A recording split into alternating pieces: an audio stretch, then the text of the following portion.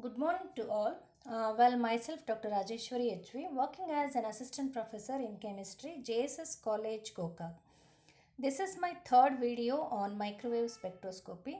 In this video, let us understand rotational spectra of the rigid diatomic molecule.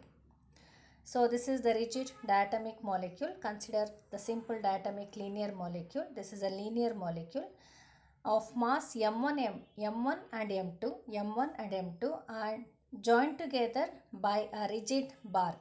So this acts like a bond. The bond is rigid here. The bond length is fixed. It will not change. Whose length is R0 is equal to R1 plus R2.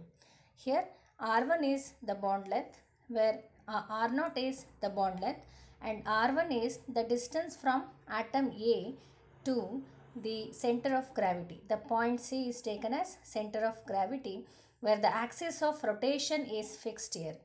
And R2 is the distance from point C to atom B. Well, we know that the linear molecule has three types of rotation. End over end rotation perpendicular to the plane of the board or the paper and along the plane of the paper and the rotation along the bond axis. So now the molecule rotates end over end about the point C. So in case of end over end rotation, we have two types. So that is along the axis B and along the axis C.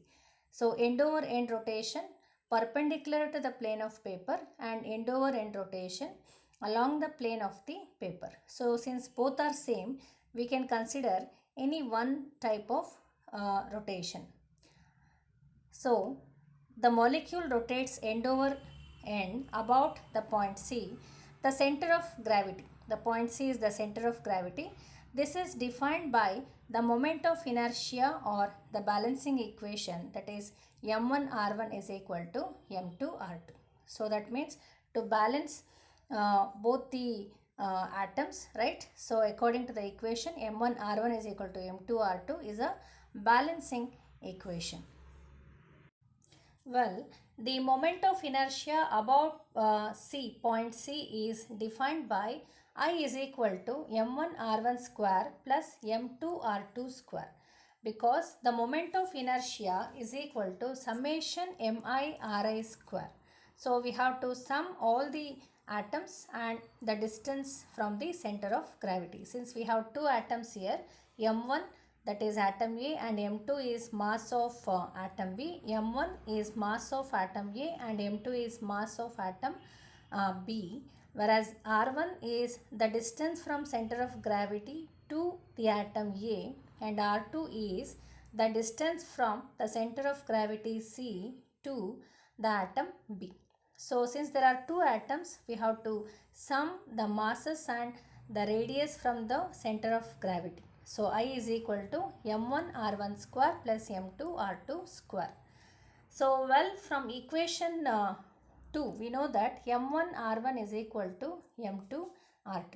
Now let us rearrange this expression as I is equal to m1 r1 into r1, which is nothing but m1 r1 square, and m2 r2 into r2, nothing but m2 r2 square.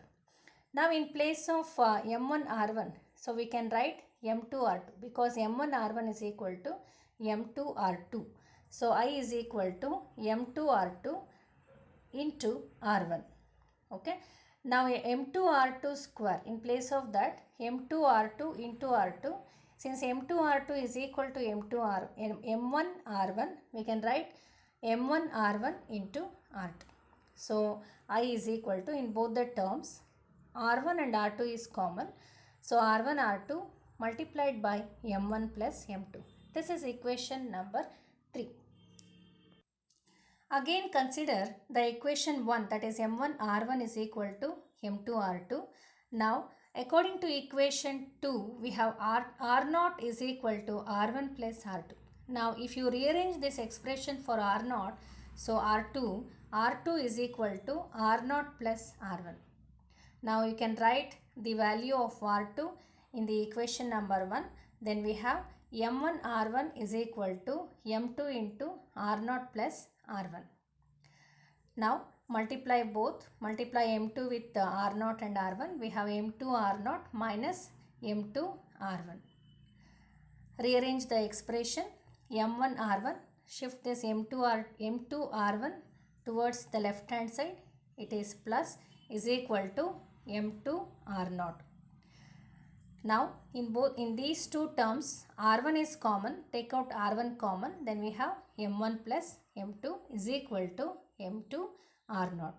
Now rearrange this expression for r1, then we have m2 r0 divided by m1 plus m2. So similarly we can write r2 is equal to m1 r0 divided by m1 plus m2. So r1 is m2 r0 m1 plus m2 and r2 is m1 r0 m1 plus m2. So label this as equation number 4. Now substitute equation 4 in equation 3. So you have to substitute equation 4 in equation 3. Now after substituting equation 4 in 3, we have this expression, and look into the expression, m1 plus m2 and m1 plus m2 can be cancelled with each other. Then we are left with I is equal to m1 m2 divided by m1 plus m2. You can see here m1 m2 divided by m1 plus m2 multiplied by r0 square. You have 2 r0 here multiplied by r0 square. Since mu is nothing but the reduced mass, mu is equal to m1 plus m1 into m2 divided by m1 plus m2. In place of this expression I can write mu, and mu is nothing but the reduced mass. So now we have derived the final expression, that is moment of inertia is equal to mu into r0 square.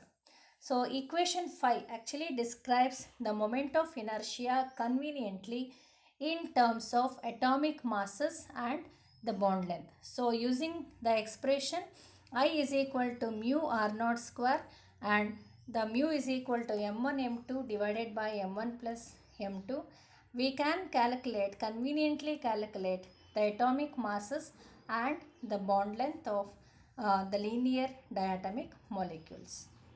Now this is the possible question to be asked in the examination. Derive an expression for moment of inertia for a rigid rotor or a rigid diatomic molecule. So you have to derive the expression up to equation number 5. So which is a very important question that will be asked for the 5 marks question in the examination. Thank you.